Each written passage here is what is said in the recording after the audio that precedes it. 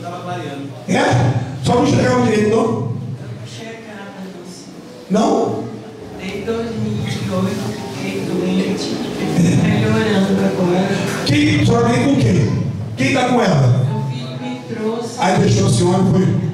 Aí a senhora chegou aqui sem enxergar.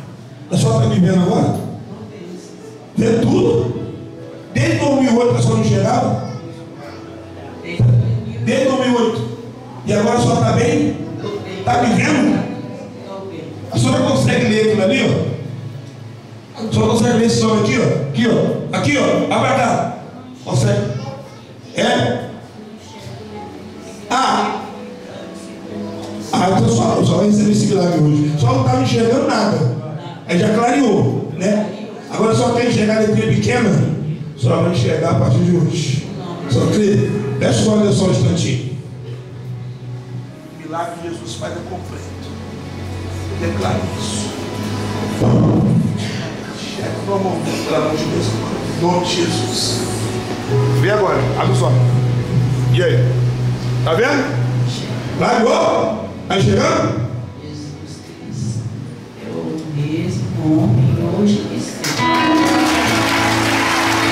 Eita Deus poderoso! É desse jeito, tá vendo? Aqui é chia na hora, meu irmão! Vem pra cá, São Vicente, é milagre! A senhora não tá me vendo aqui, não tá me enxergando. E agora só, quem tá escrito ali? Fala no microfone. Jesus Cristo é o mesmo ontem, hoje e sempre. E é mesmo! É o mesmo ontem, hoje e sempre! Aleluia! Deus maravilhoso! Dá um abraço, filho! Quem curou a senhora? Jesus. Só está emocionada, né? É maravilhoso, né? Maravilhoso. Mesmo se a senhora enxergar direito, a senhora veio para a igreja mesmo assim. Veio para adorar. Aí quando adora, recebe, né? Recebi, graças a Deus. Está feliz, né? Diga glória a Deus.